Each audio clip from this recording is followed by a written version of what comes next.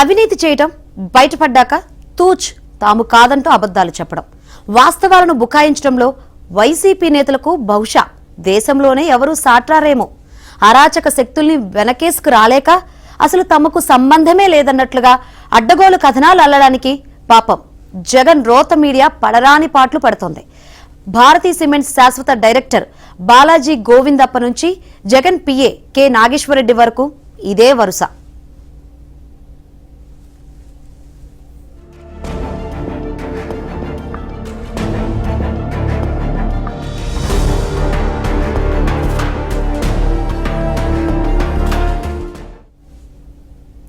గత వైసీపీ ప్రభుత్వంలో జరిగిన అతిపెద్ద స్కామ్లలో మద్యం కుంభకోణం ఒకటి. భారతీ సిమెంట్స్ లో బాలాజీ గోవిందప్ప 2010 నుంచి పూర్తికాలం డైరెక్టర్ గా ఉంటూ సిమెంట్ వ్యాపార లావాదేవీల ఆర్థిక వ్యవహారాలు చూస్తున్నారు.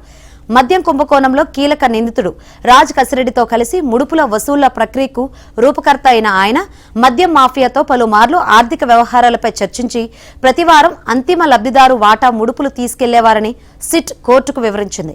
ఇంత స్పష్టంగా దర్యాప్తు బృందం కోర్టుకు వివరిస్తే జగన్ సొంత పత్రికలో మాత్రం ఆయన ఫ్రెంచ్ కు చెందిన సిమెంట్ ఉత్పత్తిదారు వికాట్ గ్రూపునకు చెందిన వ్యక్తిగా పేర్కొన్నారు.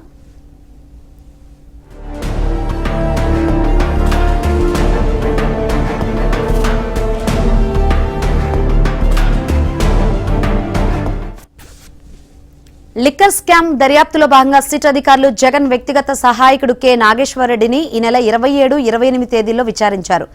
ఈ వార్త ప్రచురించిన జగన్ పత్రిక కేఆర్ఆర్ ను జగన్ కు పిఏగా కాకుండా పొలిటికల్ అసిస్టెంట్ గా అభివర్ణించింది. కేఎన్ఆర్ అడ్డంగా దొరికిపోవడంతో అతడికి జగన్ తో సంబంధాలు లేవని కప్పిపుచ్చేందుకు జే మీడియా పురిటి నొప్పులు పడుతోంది. జగన్ కు కేఎన్ఆర్ పిఏ అన్న విషయం వైసీపీలో చాలా మందికి తెలుసు.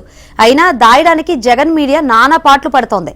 లిక్కర్ స్కామ్ అంతా కూటమి ప్రభుత్వం కుట్ర అంటూ వాపోయిన జగన్ మీడియా కేఎన్ఆర్ ను మాత్రం అసలు పిఏనే కాదని తేల్చేసింది. ఈ వార్త చూసి వైసీపీ కూలి మీడియా సైతం ఇది పద్ధతి కాదంటూ వ్యతిరేకించింది.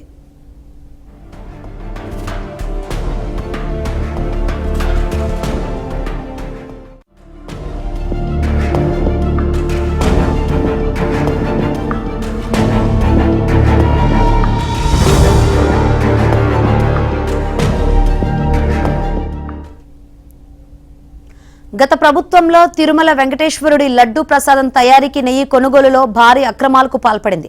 కోట్లాది మంది హిందువుల మనోభావాలు దెబ్బతీసే చర్యకు ఉపక్రమించిన వైసీపీ పెద్దలు అసలు గుట్టు బయటపడగానే బుకాయింపు మొదలుపెట్టారు.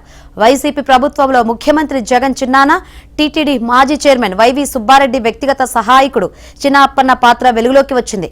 సుప్రీంకోర్టు ఆదేశాల మేరకు సిబిఐ నేతృత్వంలో సిట్ కల్తీ నెయ్యి కేసును దర్యాప్తు చేసింది.